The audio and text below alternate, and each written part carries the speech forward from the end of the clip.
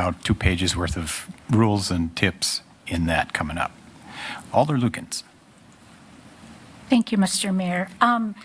I appreciated Mr. Montgomery's comment, public comment, because I've received some calls from residents who have the same concerns. One was walking with her neighbor, and they're elderly, and the same kind of situation happened where they were very taken by surprise as these bikes, flew past them.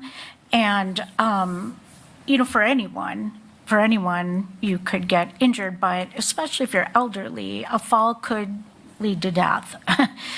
So anyway, she was, her concern was for the Riverwalk area, but it also was for even on the southeast side, on the paved paths that go along by the healthcare center and to Memorial Park. So I appreciate as well, also I should say, the work that the Bike and Ped and that you all did in infrastructure as well. And I'll just echo again what Alder Larson said. I do think this is a public health and safety issue as well. And I know it's a new term and we're all getting, I think, I know on one of the other committees that I'm on, I asked if we could please review the descriptions, the committee descriptions.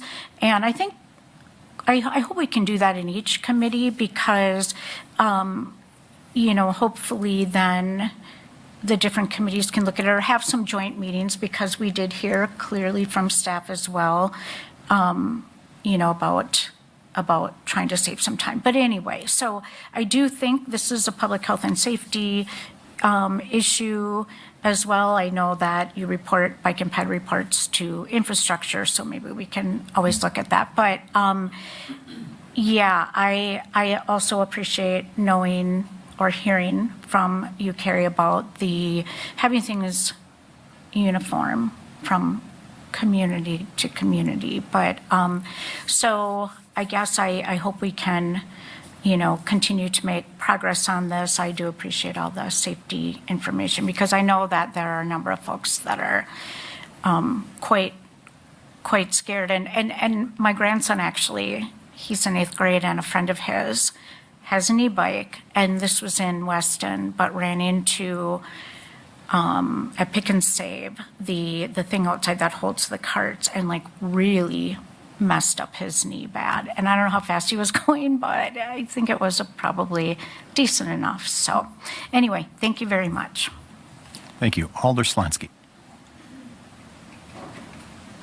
Thank you, Mr. Mayor. I'm on both Bike and Ped and infrastructure, so I've seen this a couple of times, and I support it fully for a few reasons. One is that we really do need to get this ordinance updated with the new definitions in line with the definitions by the state of what these terms mean.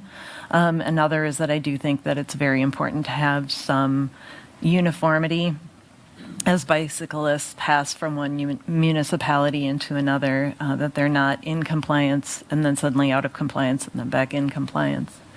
And then just to raise up what Alder Martins had said earlier, 15 miles an hour is very much a normal bicycling pace for a regular non-motorized bicycle, and I don't think that we want to get in the position where we're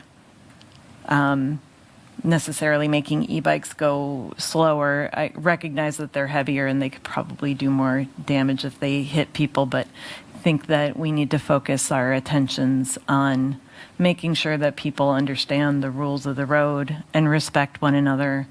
Motorists respecting bicyclists, bicyclists respecting pedestrians, and vice versa all the way around. And with some education and some enforcement, I think we can get there. Thank you. Thank you. Alder Watson. Thank you. So I had, I guess, one question, because I've heard a lot about age requirements on e-bikes. And I noticed that the Class 2 doesn't have any e-bike, like, age limits. Is that a state thing, or is that our choice? Because that's the motorized It one that goes up to falls. like 20 miles an hour, I think. That's state. Okay, so they let kiddos go 20 miles an hour on a motorized Correct. bike. Yeah, Okay. based on the classification on the speed of the bike, Okay. you don't need a driver's license or be of age to operate. Of any of those. Okay, so that unfortunately can't like nip some of the issues that I've heard in the bud, because there's a lot of young people under 16 or even younger around on some of those on the city streets and stuff. Okay, so when I was younger, I remember getting a license for my bike. It was like this little sticker that I would have to put on my bike, and I got a rules of the road book, and I had to do a little thingy. But when I came here to Wausau and I got my first bike, I'm like, I have to get my bike license, but we don't have it, right? Do we?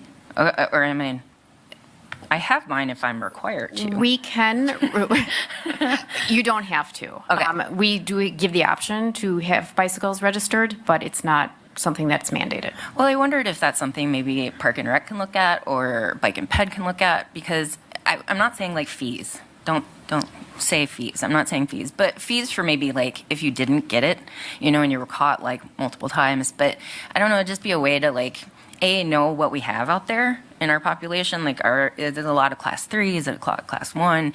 Like maybe it would help us a little like know what we're dealing with too. Plus also get at them with that rules of the road kind of stuff. So it was just an idea to think of. I do agree it's a good idea to get it registered. We do offer that at the police department. It's also in the newsletter, the option to get that registration. It would help us if bicycles go missing or get stolen. We have record of that as well. So yeah, all around, it would be a great piece to add to our educational So maybe aspect. that's something we can like talk about, and because I was looking at the fee schedule, like the fee that, because I just applied for a fire permit, and but it wasn't on there, like a bike license. So I think it would be cool if we could do that. I don't know, as a wider approach. But thank you. You're welcome. Thank you. Alder Trueblood. Thank you, Mr. Mayor. As we discussed at the infrastructure meeting, we had, this is more of a jumping off point than a final destination for this. There were some great ideas for the educational component. There were some great ideas presented about lane markings on the pavement. It was pointed out that when the Riverwalk was put in place, e-bikes didn't exist. So it was designed around the technology that was available at that time.